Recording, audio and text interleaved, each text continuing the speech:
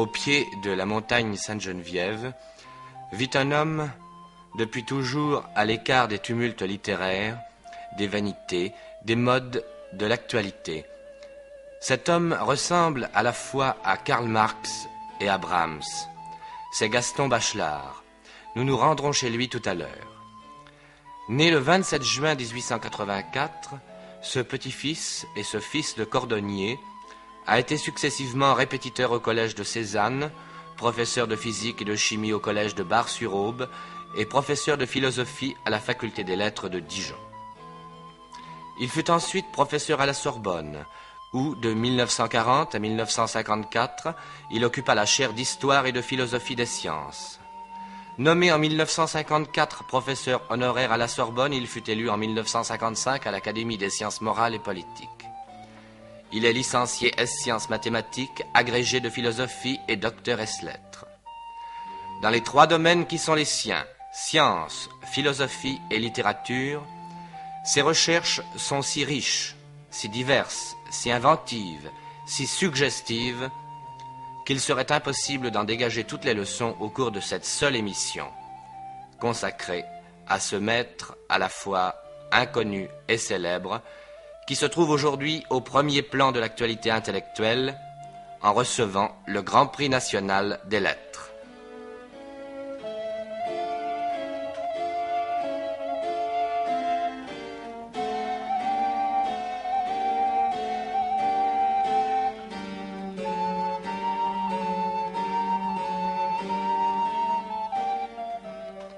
Rencontre avec Gaston Bachelard, avec le concours de Colette Audry, Jean Lescure et François Dagognier, maître assistant à la faculté de Lyon. Cette émission spéciale de France 3 National vous est présentée par Roger Pilaudin.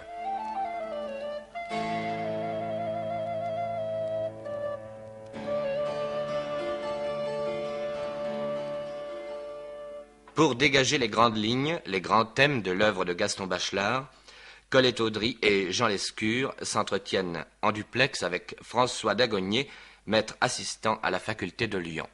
L'œuvre de Gaston Bachelard présente deux aspects qui, de l'extérieur, apparaissent tout à fait différents l'un de l'autre.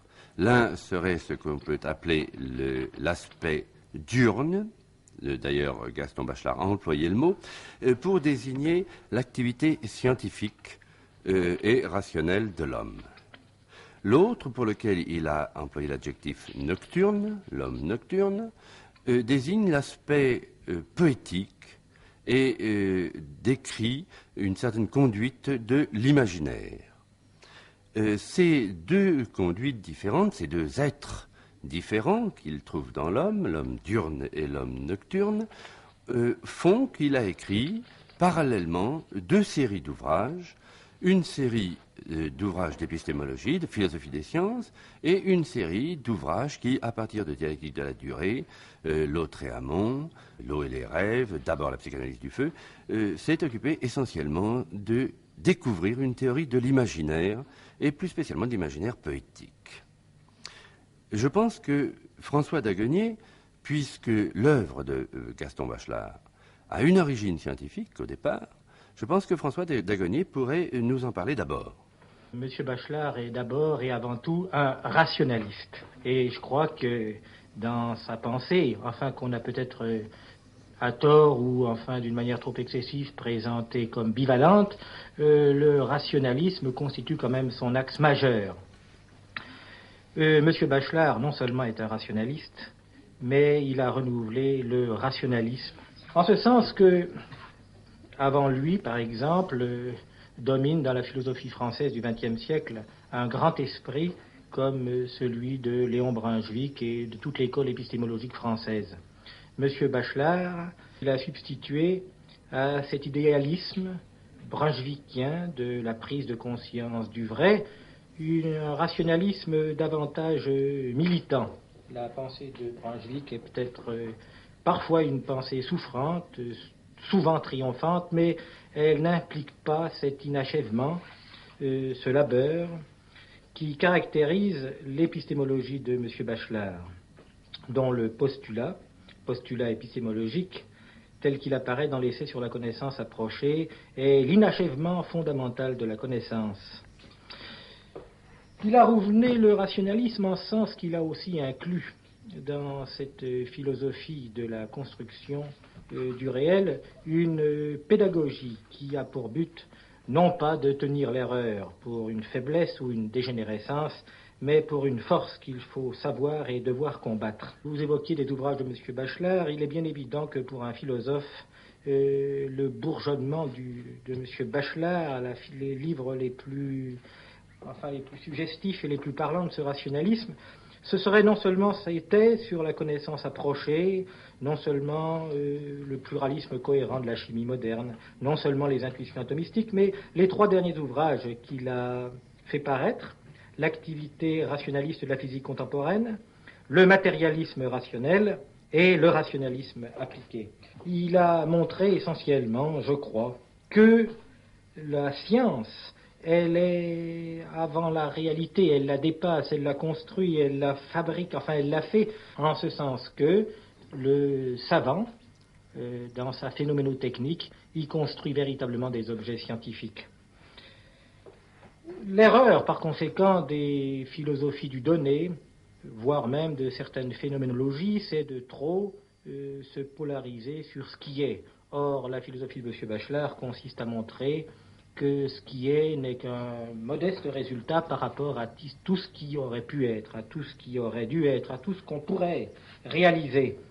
Par exemple, il n'y a pas, si vous voulez, des substances, des corps, mais la chimie apprend à ce philosophe que tout corps, non seulement est un multiple qui inclut une multitude de possibilités, mais la chimie apprend aussi, surtout, à fabriquer des corps nouveaux qui n'étaient pas prévus dans le plan de la nature.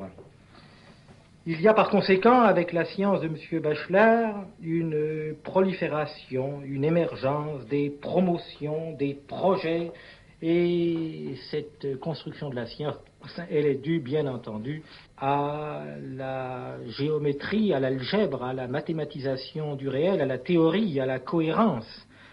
Ainsi, c'est exact dans la chimie, on a remplacé la constatation des substances d'abord par une certaine géométrie de leur forme et on a substitué au corps la formule brute d'abord puis développée et de ce géométrisme on en est passé à l'algébrisme et à une mathématique de la probabilité qui montre à travers justement cette chimie très pluralisée et très cohérente une multitude, une énergie d'isomères, d'isotopes, de mésomères, enfin toute une variété absolument créatrice et par conséquent un dépassement toujours de la réalité. Et c'est en croix, je pense, que la philosophie scientifique de M. Bachelard, tout en étant fortement, comme vous l'avez dit, bivalente, tout en ayant 2 pentes et 2 axes, eh bien, ces 2 axes, etc., se rejoignent vers un même sommet, la promotion de l'être par la science. Il me semble que la description de la philosophie scientifique que vous venez de faire de Gaston Bachelard, on retrouve un certain nombre des éléments qui sont dans sa philosophie de l'imaginaire, c'est-à-dire, disons, dans son aspect nocturne. Il y a dans la philosophie de l'imaginaire, selon Bachelard, le même inachèvement fondamental de la connaissance, c'est-à-dire que l'imaginaire est toujours en présence d'un monde à découvrir, rien n'est achevé, tout se fait, tout s'invente, et il y a dans la pensée de Bachelard une promotion du nouveau, comme mode d'être. Toutefois, s'il y a, comme nous sommes d'accord, 2 axes, il reste vrai que la science constitue en quelque sorte non seulement le côté diurne, mais le côté lumineux, le côté éclairant. Parce qu'il est diurne. Comment ? Parce qu'il est diurne et pas nocturne. Quoi qu'il y ait pas mal de lumière la nuit. Hein. Oui, mais la nuit, tout s'effondre, il ne reste plus rien. Les poètes sont des images qui s'y réalisent. Il y a des poètes, il n'y a pas une poésie. Alors qu'il n'y a pas de savant, il y a une science. Il y a un progrès, il y a une histoire des sciences, alors qu'il n'y a qu'une rhapsodie poétique. En tout cas, il me semble qu'il s'agisse de sa philosophie des sciences ou de sa philosophie de l'imaginaire, il me semble qu'il y a tout de même une racine commune dans les deux cas, n'est-ce pas, il s'évade de ce que nous appelions la science expérimentale telle qu'elle était conçue par quelqu'un comme Claude Bernard, puisque d'une part, la science moderne crée son objet, et de notre côté, il dira également, dans son dernier ouvrage, la rêverie crée son monde. Pour Bachelard, il me semble que la poésie n'a pas pour objet de projeter un monde, mais de découvrir un monde, n'est-ce pas?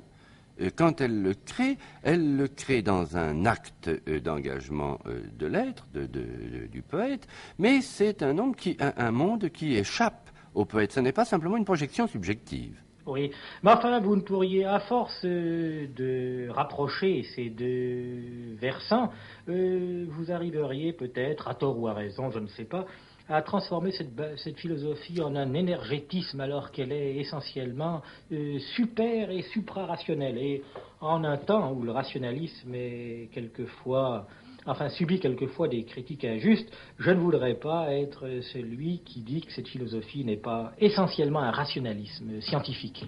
Mais Bachelard le dit lui-même nettement, n'est-ce pas, en disant rationaliste. Il ne dit pas nous le sommes parce qu'il trouve que ce serait même quelque chose de trop figé. Nous essayons de le devenir. C'est au nom même du rationalisme qu'il a commencé ses études sur l'imaginaire. Au fond, la psychanalyse du feu à l'origine, ça n'était pas une étude de l'imagination, c'était surtout un moyen de montrer les fausses valorisations, les couches, n'est-ce pas, d'images toutes faites qui peuvent empêcher la pensée abstraite et dynamique de fonctionner. C'est de là qu'il est parti. Donc c'est bien toujours une préoccupation rationaliste qu'il y a, en tout cas au départ. C'est ça. Et par conséquent, le côté nocturne, c'est vraiment parfois, c'est un côté de la nuit, c'est le côté des monstres et des cauchemars. Non. Parfois. Oui, pas seulement. Il distingue le rêve et la rêverie. Là, justement, je crois que je citerai une page de Bachelard ici, parce que elle montre bien comment il peut utiliser le rêve, la rêverie, plus exactement la rêverie, en effet, ainsi que vient de dire Colette Audry, pour en faire une conduite aussi, prenons un mot de lui, aussi hominisante que la conduite scientifique. Cette page, elle est dans la poétique de l'espace. Je vais vous la lire. Quand l'insomnie, mal des philosophes, s'accroît de l'énervement dû au bruit de la ville, quand, place Maubert, tard dans la nuit, les automobiles ronflent et que le roulement des camions me fait maudire ma destinée de citadin, je trouve un apaisement à vivre les métaphores de l'océan. On sait bien que la ville est une mer bruyante. On a dit bien des fois que Paris fait entendre au centre de la nuit le murmure incessant du flot et des marées. De ces poncifs, je fais alors une image sincère, une image qui est mienne, aussi mienne que si je l'inventais moi-même, suivant ma douce manie de croire être toujours le sujet de ce que je pense. Si le roulement des voitures devient plus douloureux, je m'ingénie à y retrouver la voix du tonnerre, d'un tonnerre qui me parle, qui me gronde, et j'ai pitié de moi-même. Te voilà donc, pauvre philosophe, à nouveau dans la tempête, dans les tempêtes de la vie. Je fais de la rêverie abstraite concrète. Mon divan est une barque perdue sur les flots. Ce sifflement subit, c'est le vent dans les voiles. L'air en furie klaxonne de toutes parts, et je me parle pour me réconforter. Vois, ton esquif reste solide. Tu es en sûreté dans ton bateau de pierre, dors malgré la tempête, dors dans la tempête, dors dans ton courage, heureux d'être un homme assailli par les flots. C'est une belle page, non? Je crois qu'elle est assez typique de cette attitude tout à fait positive que Bachelard a vis-à-vis de l'imaginaire et qui fait qu'au fond, il est le seul, je crois, contemporain à avoir restitué à la littérature ses véritables lettres de noblesse. C'est-à-dire non pas cette sorte de petit épanchement d'une subjectivité malheureuse que le romantisme a voulu nous faire prendre pour le grand art, mais au contraire un effort extrêmement humain, sérieux, d'explorer un monde aussi humain que le monde diurne de la science et qui est le monde nocturne de la poésie.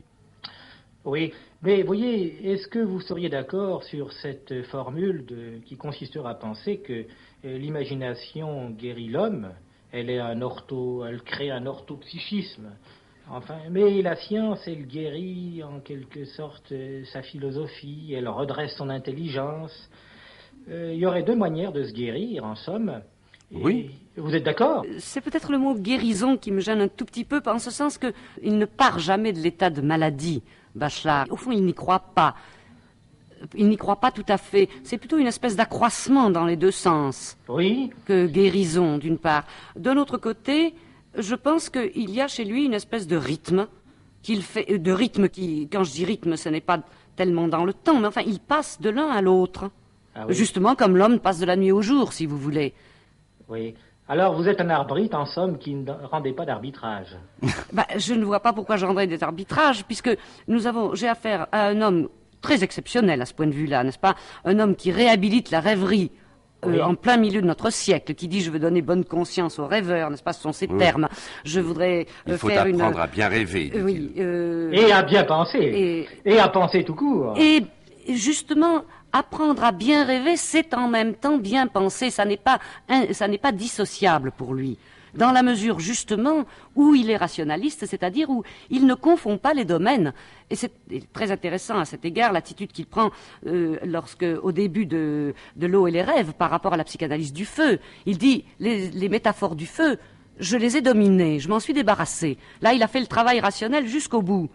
Dans l'eau et les rêves, j'étais trop attaché à l'eau, et alors il s'est laissé glisser là dans la rêverie. Mais il le dit, il ne fait jamais... Vous comprenez, ce qui est important du point de vue rationaliste, ce n'est pas d'affirmer une primauté du rationalisme, ça n'est surtout pas non plus de n'affirmer qu'il n'y a que le rationalisme, c'est de ne pas se croire rationaliste quand on ne l'est pas. Sûrement. Et c'est de reconnaître les autres choses, mais en tant qu'autre quand on y est. Voilà en quoi je peux être arbitre, si tant est que c'est de l'arbitrage. Oui, mais enfin, je voulais seulement sous-entendre que le monde de la science, il a tout de même, enfin, des caractéristiques et des propriétés qui le rendent éminent par rapport à tous les autres. En ce sens que, d'abord, il a des points d'application dans l'univers, il a une histoire, il a un développement, il a un grossissement, enfin une amplification. Et c'est sur ces points que j'avais attiré, peut-être à tort et excessivement, l'attention. Non pas à tort et non pas excessivement, mais je me demande si ces points d'application du monde de la science, le monde de l'imaginaire n'en a pas, le point essentiel d'ailleurs étant tout simplement l'homme. L'homme sur lequel Bachelard ne cesse d'insister, ne cesse d'attirer l'attention, pour lequel il ne cesse de réclamer une liberté de son énergie, car il pense que normalement et correctement enseignée, cette énergie doit conduire l'homme à quelque chose qui serait peut-être le bonheur. Est-ce qu'il y a quelque chose d'analogue dans ces livres sur la science? Ah, sûrement. Sûrement. Sûrement, oui, aucun doute possible.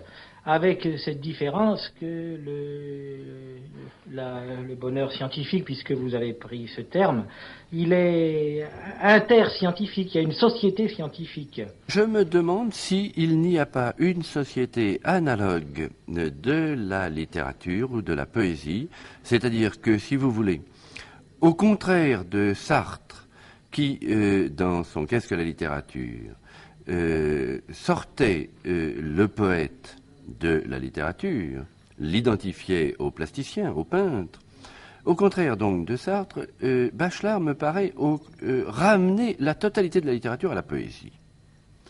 La réintégrer, et la réintégrer comme fonction d'unité aussi, car la littérature est un langage commun.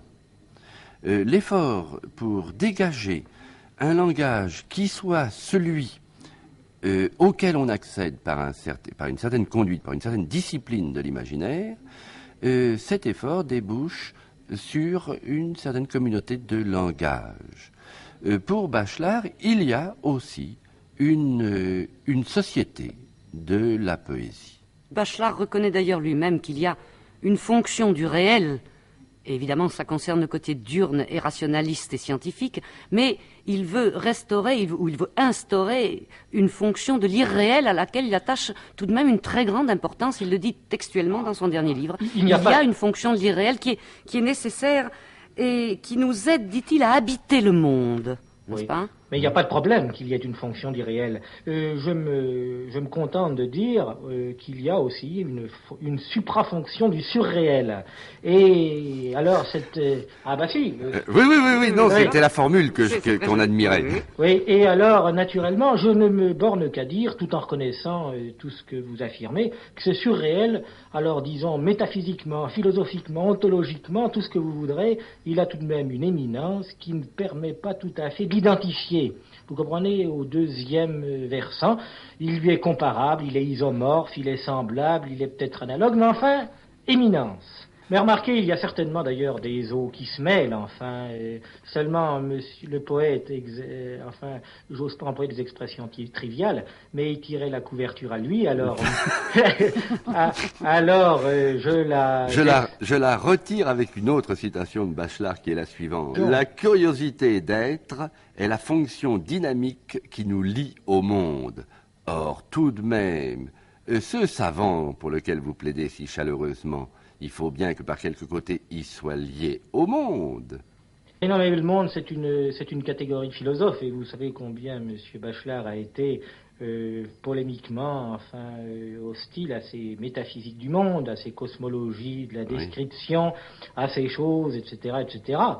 Vous comprenez, c'est un rationalisme qui, au contraire, donne la prédominance, la suprématie à l'idée, au concept, à l'instrument, au nom, philosophie Au du nom, nom. oui. Ah, Tout à fait juste, oui. NON. NON, bien sûr. philosophie Parce que du nom. vous plaidez pour le nom NOM. Ah, mais je crois que Non, là, je parlais bien de la philosophie du non. Je me souvenais que dans la préface de la psychanalyse du feu, Bachelard enseigne cet art difficile de se moquer de soi-même, de dire non. Et je remarque encore une fois que cette même attitude du non, cette même discipline du non, est aussi nécessaire dans la conduite nocturne que dans la conduite diurne. Oui. Mais nous allons tomber tout à fait d'accord dans la mesure où vous voulez un Bachelard unitaire. Mais enfin, philosophie unitaire ne veut pas dire qu'un élément le plus incantatoire va prendre le pas sur l'autre. Et vous voyez, il faut bien maintenir une espèce de dualisme aussi, enfin foncier. Ce serait peut-être aussi regrettable, quand il s'agit d'une personnalité si forte et si complexe, d'avoir l'air de trouver qu'elle s'unifie si facilement, n'est-ce pas? Notre discussion même en montre la richesse et la complexité. Oui, la querelle des disciples témoigne en faveur, évidemment, de Voilà. la richesse du maître. Mais il est bon aussi de penser que dans la philosophie diurne et lumineuse de M. Bachelard, il y a un rationalisme particulièrement humain qui n'est pas sec. Vous savez, on disait toujours les rationalistes, c'est quelque chose de rigide, de triomphant, de sûr, de sec, cette philosophie des Lumières que vous connaissez. Elle disait justement que la raison, c'était une lumière, alors que justement chez M. Bachelard, elle est un combat où l'homme, justement, se bat contre les ombres. Il lutte contre les choses. Oui. Il est par conséquent l'homme laborieux, l'homme conquérant, l'homme inachevé, etc. Et vous voyez que même dans la partie purement lumineuse, il y a de l'ombre, d'ailleurs comme dans la lumière. Bien Il y a, sûr. hein. Et si vous m'avez dit tout à l'heure qu'il y avait de la lumière dans sa nuit, moi je vous dis aussi qu'il y a un peu de nuit dans sa grande lumière. Je ne vois guère maintenant que Bachelard qui pourrait ajouter quelque chose à ce que vous venez de dire.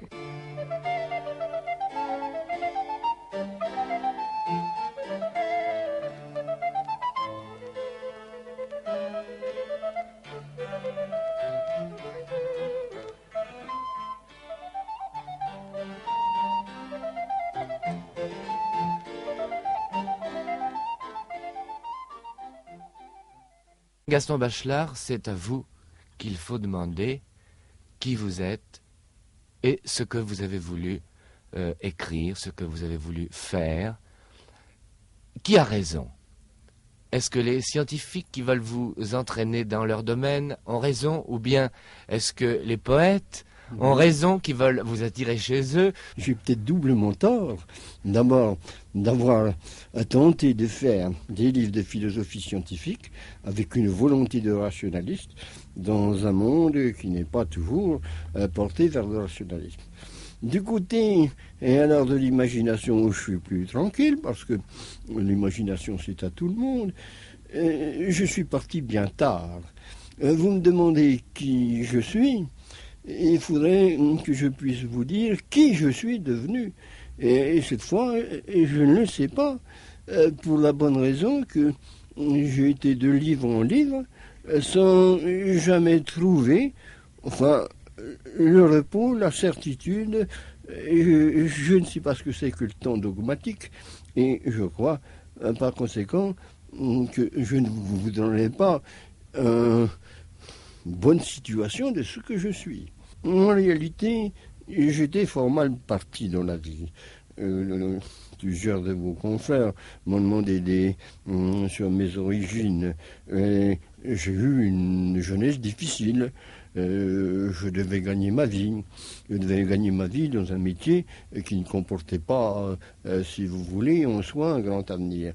Et puis, venant tardivement à Paris, j'ai suivi des cours de sciences, me suis attaché à la vérité scientifique, et par conséquent, là, j'étais un bon élève, un élève studieux, qui passait naturellement les certificats de licence sans grande difficulté.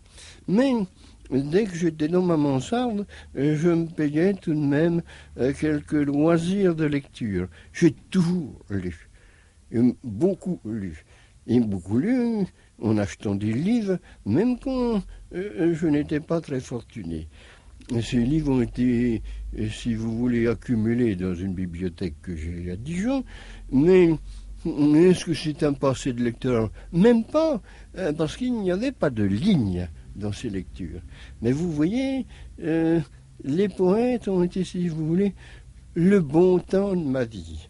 Seulement, je n'osais pas porter un jugement sur les grands auteurs. Je ne pense n'avoir rien de ce qu'il faut pour faire un professeur de littérature, parce que j'étais trop libre dans mes lectures. Vous avez lu toute la poésie, tout ce qui se publie. Tout ce que les poètes m'envoient, et vous le savez vous-même, puisque vous avez la gentillesse de m'en envoyer.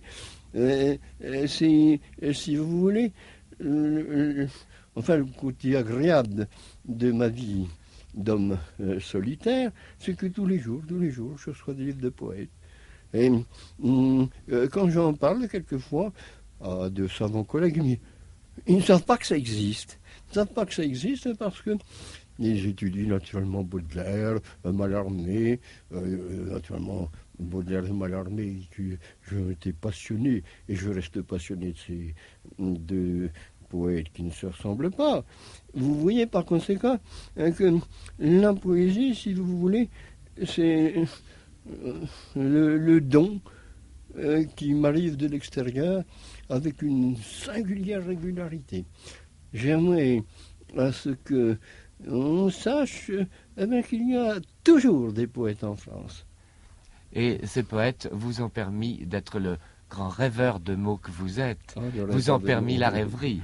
Oui, là, alors là, vous faites allusion à un chapitre bien dangereux que j'ai écrit dans mon dernier livre, La poétique de la rêverie. Mais je me suis confessé, j'aime les mots. Il me semble que j'aurais encore du plaisir à lire des dictionnaires, à rêver sur les mots. Et ce que j'ai dû, tout de même un peu trop fantaisiste, juger des mots par leur caractère masculin ou féminin, leur donner un genre d'une rigueur, et les mettre quelquefois en communion, mais en hostilité. Je me suis peut-être trop amusé en faisant cela. Et cependant, malgré tout cela, vous vous définissez comme un rationaliste. Ah ben oui, mais je ne sais pas la même chose. Mais bien entendu, quand... et j'étudie encore, je suis repris par le besoin de lire des livres de mathématiques ou surtout de physique mathématique. Maintenant bien sûr. Alors, il ne s'agit pas de rêver. Il ne s'agit pas de rêver, j'allais vous le demander. Il ne s'agit pas, non, j'ai très bien divisé mon esprit, mes goûts. Quand j'étais pris par mon enseignement, qui était un enseignement vraiment aussi rigoureux que je pouvais. La chaire que j'avais à la Sorbonne était la chaire d'histoire et de philosophie des sciences. Et je dirigeais en plus l'Institut d'histoire des sciences. Alors, j'avais un programme annuel j'avais un enseignement tout à fait régulier. Alors là, pas de plaisanterie. Et évidemment, quand j'ai fait, par exemple,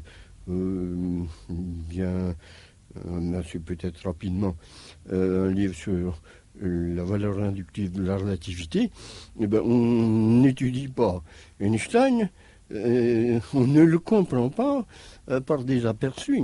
Je veux qu'on va faire tout le nécessaire pour être un bon élève. Est-ce pas un bon élève qui a essayé par la suite d'intéresser les philosophes à des choses extrêmement précises, n'est-ce pas? Alors là, ne mêlez pas les gens, acceptez de votre ami qui sont en deux morceaux. Les axes de la poésie et de la science sont d'abord inverses. Eh bien, Tout ce que peut oui. espérer la philosophie, c'est de rendre la poésie et la science complémentaires, de les unir comme deux contraires bien faits. Eh bien, ce que vous dites, c'est ce que je viens de développer sans m'en souvenir, n'est-ce pas? Maintenant, deux contraires bien faits, est-ce que j'ai réussi? Je ne pense pas. Entre le livre que j'aime encore et qu'on va rééditer, Le rationalisme appliqué, et La poétique de la rêverie, il n'y a pas de point commun. Il n'y a pas de point commun. Et alors là, j'ai l'impression que...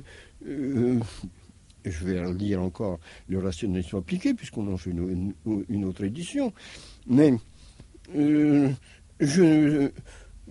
me rajeunira de 10 ans, en sens que je pensais ce que j'ai pensé, avec une obligation d'être précis pour suivre l'axe des pensées scientifiques. Tandis que si je fais encore des livres sur la rêverie, ce que je voudrais bien faire d'ailleurs, eh bien... Il en sortira bientôt d'ailleurs un nouveau. Qu'est-ce qui vous a dit ça? Aux presses universitaires de France. Eh bien, les presses universitaires de France. Hein? La flamme d'une chandelle. Comment? Ils vous l'ont dit? Mais oui. Mais alors quand? Eh bien, je crois que c'était un secret. Mais vous voyez, c'est imprimé sur une feuille. Bon. En décembre 1961, c'est-à-dire le mois prochain, nous aurons un nouveau livre de vous, La flamme d'une chandelle. Et ce sera un livre encore sur l'imagination? Oui, c'est d'ailleurs un tout petit livre. C'est un livre que les presses impriment dans un petit format. Un livre qui ne doit avoir qu'une centaine de pages, comprenez-vous? C'est un livre que j'écris parce que je ne peux pas achever le livre que je voudrais achever, qui s'appellerait La poétique du feu. Et alors, j'en ai détaché des rêveries plus simples sur la flamme d'une chandelle. C'est tout simple, aussi simple que possible.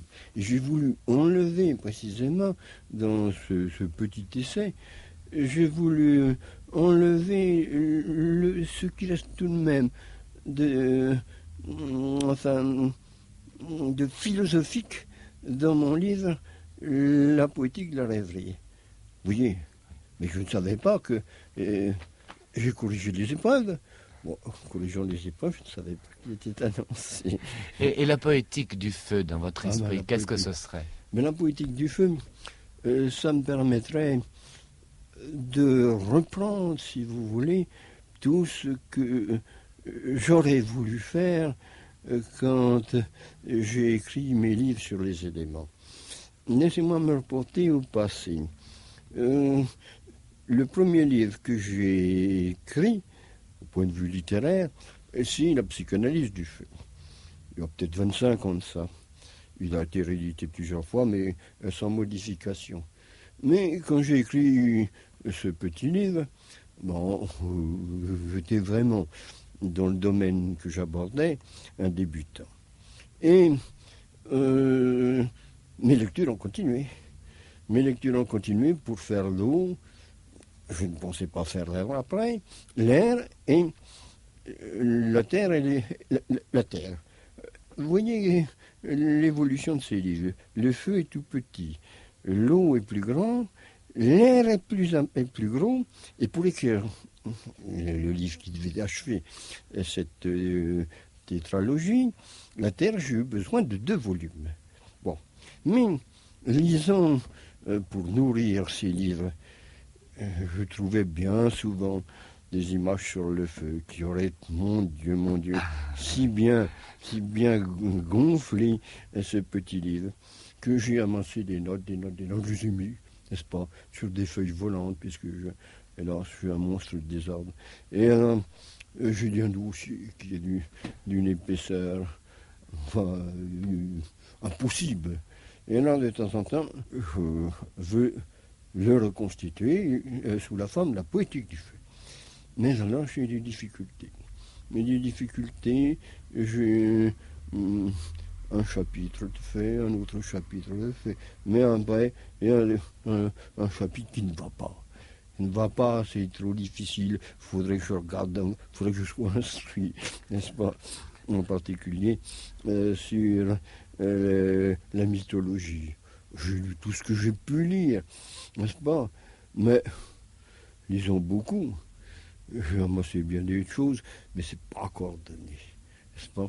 Et alors, par conséquent, ce livre-là que je voudrais écrire, je suis un enragé de volonté, malgré les forces qui me manquent. Je le reprends bien souvent, et puis de temps en temps, je dis, oh, voilà, il serait temps, à mon âge, de faire de la philosophie vraie. Et alors, j'ai un autre livre, comme tout le monde. Qu'est-ce que ce serait la philosophie vraie? Eh ben, ça serait sur l'être. Hein? Vous voyez, sur l'être. Alors aussi, j'ai des dossiers très, très volumineux. Pour une fois, vous laisseriez de côté un peu les mots pour parler de l'être? Ah, pas tout à fait. Parce que l'être a besoin de beaucoup de mots. Ce serait surtout l'être parlé. N'est-ce pas? Un livre de métaphysique. Comme tous les vrais philosophes devraient en faire un. C'est moi, je ne l'ai pas encore fait. Voilà, mais vous m'emmenez dans des temps impossibles, je ne sais pas. Vous voyez bien où est ma table. Si je vous montrais ma vitrine, vous verriez ces notes. Et puis des astres. Je ne peux pas bien me relire. Les notes ont été écrites comme ça, d'un coup de main rapide. Je n'ai aucune technique. J'ai fait deux douzaines de livres, mais j'ai aucune technique. Je ne sais pas. Gaston Bachelard, vous qui avez écrit « Je suis un rêveur de mots écrits », je voudrais vous demander, voudriez-vous nous faire le plaisir de lire une de vos pages? Eh bien, ce ne serait ni un plaisir pour vous, ni un plaisir pour moi. Parce que je lis fort mal. Quand je faisais un cours public et que j'avais une belle page à communiquer à mes élèves, j'étais obligé d'abandonner. Au moment où je lisais, je pensais à autre chose. Il faut par conséquent que je divise ma vie de lecteur dans la solitude muette, et je ne sais pas lire des pages, je ne sais pas lire des vers. Et alors, par conséquent, cela ne me demandez pas de me sacrifier. Je ne sais pas lire. J'ai fait dans un de mes livres, c'est sans doute dans l'air et les songes, un chapitre qui avait beaucoup, qui avait retenu l'attention étonnée de Valérie. J'appelais cela la déclamation muette. Et j'expliquais, je crois, dans ce chapitre, que mes yeux entendent, n'est-ce pas? Je goûte un poème dans la lecture. Quand je l'entends déclamer, même par les grands acteurs, je suis tout à fait dépaysé. Alors, si vous voulez, le cimetière marin, eh bien, quand je le lis, je le comprends, je le sens, etc. Mais quand je l'entends, dire, puisque je suis tout à fait éberlué, ça réveille les morts, ça endort les vivants, n'est-ce pas? Mais c'est une infirmité, je n'ai pas à me vanter cela. Je ne vis que dans le contact avec le papier imprimé. Le papier imprimé qui est le plus proche de moi. Vous ne trouvez pas? Toute votre vie est donc lecture. Lecture, oui. Lecture. Elle est devenue lecture, car, mon Dieu, j'ai eu des heures actives, j'ai connu, enfin, la vie extérieure. J'aimais, il y a 25 ans, la vie que nous menions à Dijon, enfin, les fêtes entre amis, la marche dans la campagne. J'aimais tout cela, mais finalement, j'ai suivi les nécessités de ma vie et je les accepte sans ennui. Hein, voyez-vous. Alors je ne sors jamais. Vous donnez l'impression du bonheur, Gaston Bachelard. Bon, c'est une impression. Le bonheur, c'est un trop gros mot. Réfléchissez. Je suis en équilibre avec mon sort. J'ai connu toutes les misères de la vie. C'est vraiment le besoin de travailler, le besoin de suivre l'évolution de mon pays, l'évolution de la pensée, l'évolution de la poésie, d'être au contact autant que je pouvais avec tous les jeunes poètes qui viennent encore me voir comme vous. Eh bien, ça, c'est tellement sincère en moi que je vous donne l'impression du bonheur. Mais tout le monde peut avoir cette impression. Hein? Peut la donner, du moins.